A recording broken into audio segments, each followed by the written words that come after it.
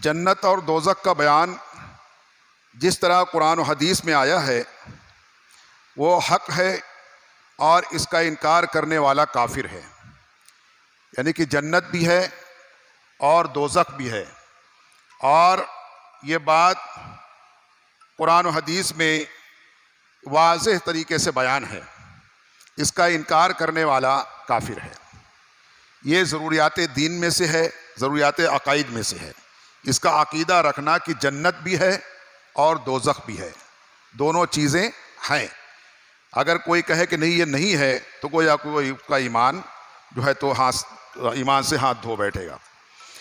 इसी तरीके से जन्नत और दोज़ख को बने हुए हज़ार साल हुए, वो अब भी मौजूद हैं। ये नहीं कि क़यामत के रोज़ बनाई जाएंगी। जन्नत को भी अल्लाह ताला ने तख्लीक़ फरमा दिया है और जहन्नम का भी तख्लीक़ फरमा दिया है। ये नहीं कि क़यामत के बाद या क़यामत के दिन अल्लाह ताला इनको पैदा फरमाएगा, बल्कि वो अल्लाह ताला ने पहले से पैदा फरमा दिए हैं। अक़ीदा फरमाते कि इनके मकामात के मुताल्लिक़ कोई सरीह नस नहीं पाई जाती। इन मकामात को अल्लाह ताला ही जानता है। यानी ये कहाँ पर है, इसके लिए कुरान में एकदम वाज़ेह तरीके से, यानी सरीह नस क़तई से ये बात एकदम वाज़ेह साबित नहीं है कि ये कहाँ पर है, ज़मीन पर है कि आसमान पर है कि अर्श उला पर है कि अर्श के करीब में है। ये एकदम खुले अल्फाज में वाज़ेह इसके मकाम का अल्लाह ताला ने ऐलान नहीं फरमाया कि ये है कहाँ पर।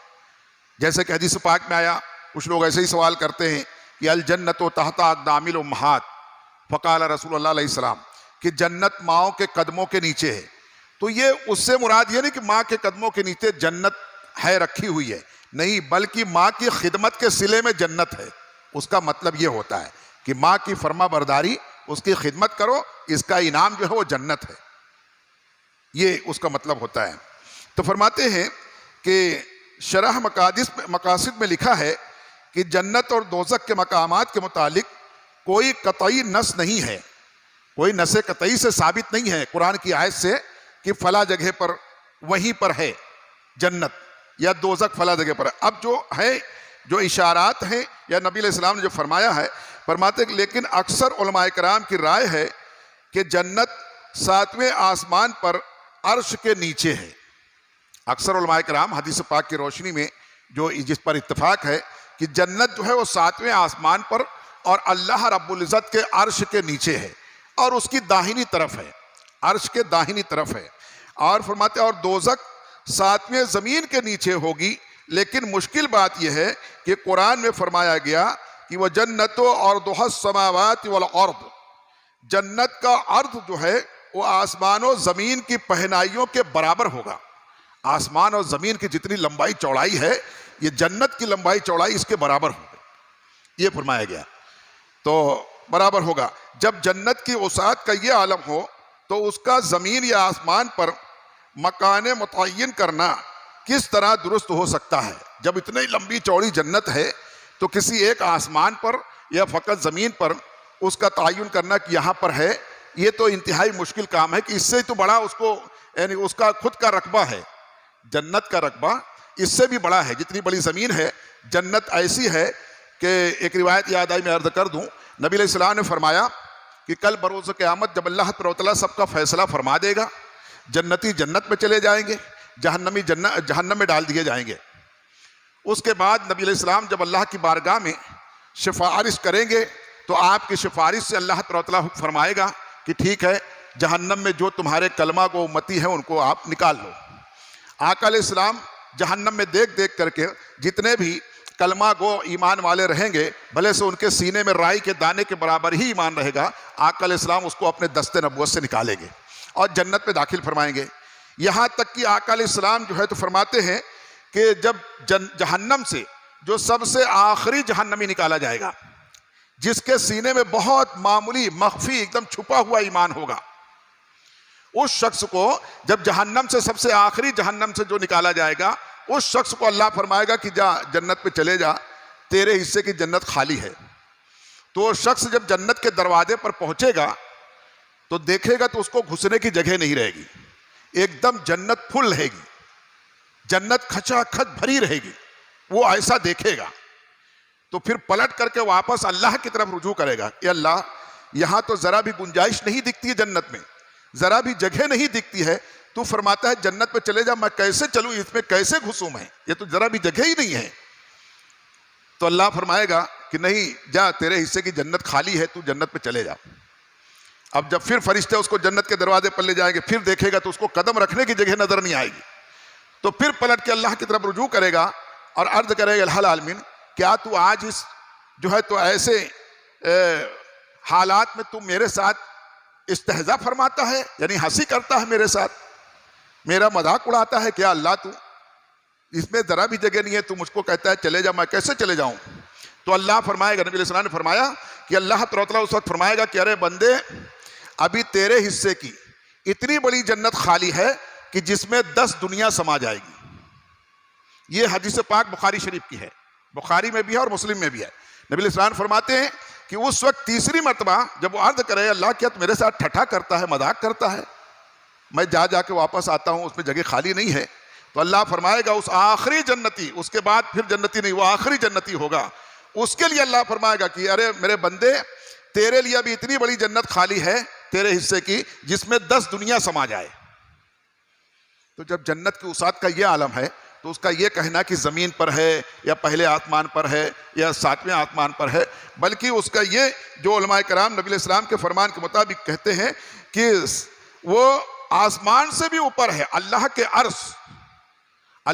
अर्श के करीब है और अर्श के दाहिनी तरफ है, और उसका अर्श जो है, चौड़ाई जो है, उसकी चौड़ाई जमीन और आसमान से कहीं ज्यादा है।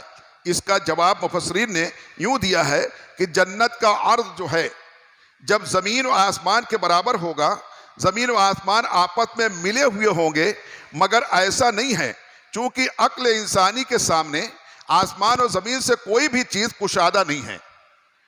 अक्ल इंसानी के सामने आदमी कोई चीज की बहुत बड़ा है, बहुत बड़ा, ऐसा यूं समझिए कि एकदम जमीन के बराबर है, कोई और बड़ा, अरे बहुत ऊंचाई है, बहुत बुलंदी, कितना आसमान के बराबर ऊंचा है।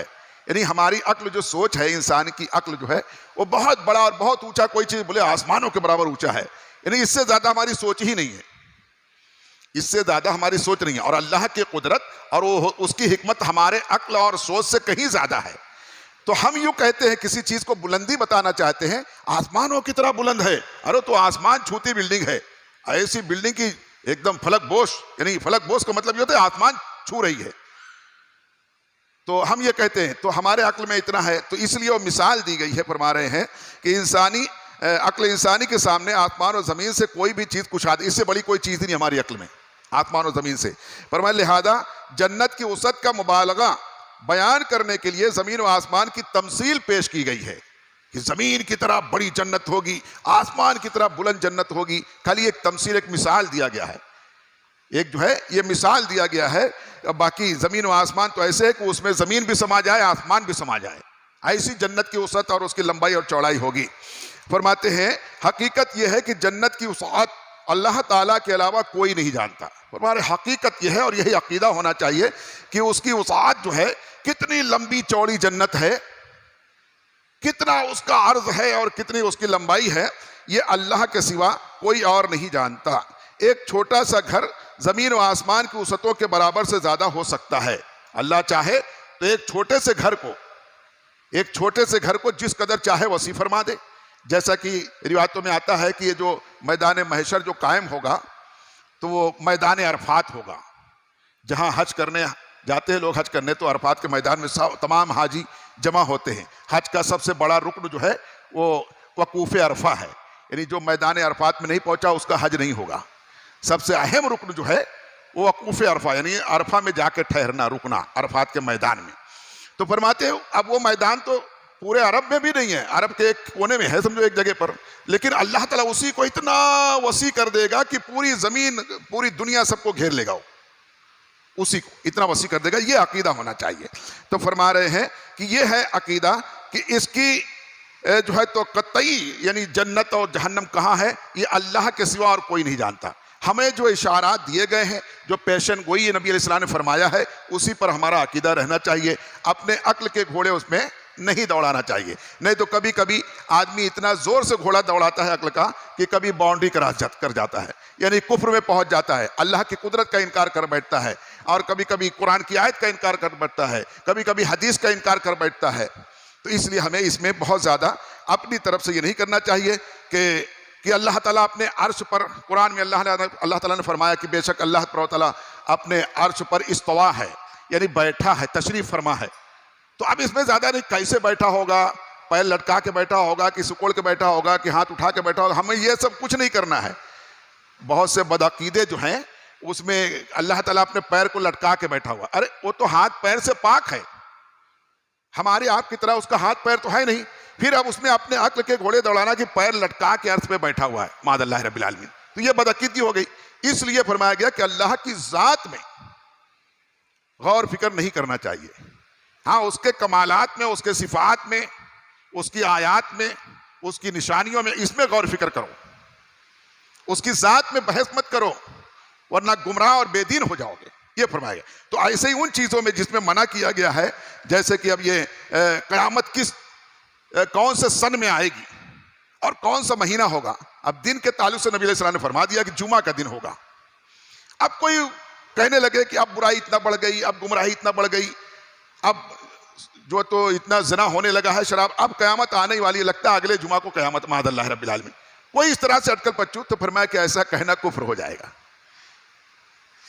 कौन से सन में आएगी ये फरमाया कि हमें नहीं बताया गया है, ना नबी अलैहि सलाम ने फरमाया, ना अल्लाह ताला ने किसी चीज़ में इसका बयान फरमाया किसी जो तो आयत में। इसलिए हमें वहीं पर रुक जाना चाहिए जितने हमें बताया गया। तो ये है अकीदा। अकीदे में बहुत मोहतात रहने की ज़रूरत है, बहुत मोहतात। जो हमें कुरान हदीस की रोशनी में बता दिया गया है उसी पर कायम रहना चाहिए। उसमें आपस में हुज्जत बहस करने में कि मैं उस पर ज़्यादा फौकियत हासिल कर लूँ, मैं ज़्यादा बोल दूँ, उसमें कहीं गुमराही में न पड़ जाए। तो इसलिए इन बातों का जानना बेइंतहा ज़रूरी है।